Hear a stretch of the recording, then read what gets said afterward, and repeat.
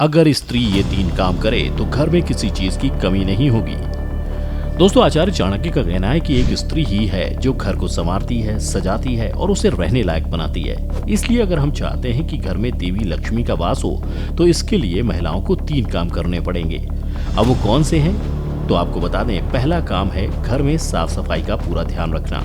दोस्तों, सुबह उठते ही सबसे पहले घर की सफाई करनी चाहिए। फिर स्नान करने के बाद सच्चे मन से देवी लक्ष्मी की पूजा करनी चाहिए। जिस घर की स्त्रियां ऐसा हर रोज करती हैं, उनके घर में कभी भी किसी भी चीज की कमी नहीं होती है। चाणक्य कहते हैं कि स्त्री को हमेशा घर में खुशहाली बनाकर रखनी चाहिए, क्योंकि जिन घरों में लड़ाई झगड़े होते हैं वहाँ देवी लक्ष्मी का कभी वास नहीं होता। और ऐसे घर के पुरुष जो स्त्रियों से मारपीट करते हैं, उन्हें माता की गुस्से का सामना भी करना पड़ सकता है। इसलिए हमेशा प्रेम से रहें, अपनी पत्नी का सम्मान करें। ऐसा करने में ही घर की बरकत छिपी है।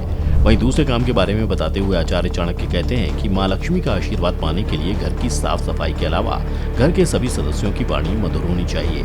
ऐसी महिलाएं जो बड़ों का तिरस्कार करती हैं, उनसे लड़ती हैं और कड़वे वचन बोलती हैं, माँ लक्ष्मी कभी उन पर अपनी कृपा नहीं बरसाती हैं। चाणक्य कहते हैं कि स्त्रियों के अलावा पुरुषों को भी वाणी में मधुरता लानी चाहिए। साथ ही कार्य क्षेत्र में सभी के साथ तालमेल मिलाकर काम करना चाहिए।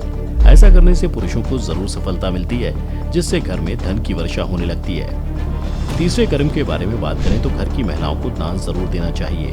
और ये तो आप सभी जानते ही होंगे कि हमारे धर्म शास्त्रों में भी दान को विशेष महत्व दिया गया है। शास्त्रों में जीवन को बेहतर बनाने के लिए मीठी वाणी, मदद, दान और पुण्य आदि बातों का जिक्र किया गया है। नीति शास्त्र के जरिए चाणक्य कहते हैं, दान पुण्य करने वालों पर माता लक्ष्मी विशेष रूप से कृपा बरसाती हैं। इसलिए जितना हो सके जरूरतमंदों को उतना दान देना चाहिए, क्योंकि जितना आप दान में देते हैं देवी लक्ष्मी उसका 4 गुना आपको वापस करती हैं। आचार्य चाणक्य ने यह भी कहा है कि जो महिलाएं बिना नहाए ही किचन में चली जाती हैं, घर की साफ सफाई नहीं रखती हैं या फिर शाम के समय पूजा पाठ नहीं करती हैं, उनसे देवी लक्ष्मी रुष्ट हो जाती हैं, जिससे उनके घर में दरिद्रता का वास हो जाता है और घर में अशांति फैल जाती है।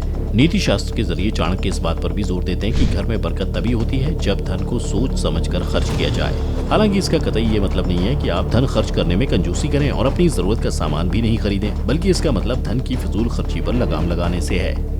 अगर आपको ये लगता है कि कोई चीज आप अपने शौक के लिए खरीद रहे हैं जिससे आपकी भविष्य के लिए की गई बचत पर असर पड़ेगा, तो उसे ना खरीदने में ही भलाई है।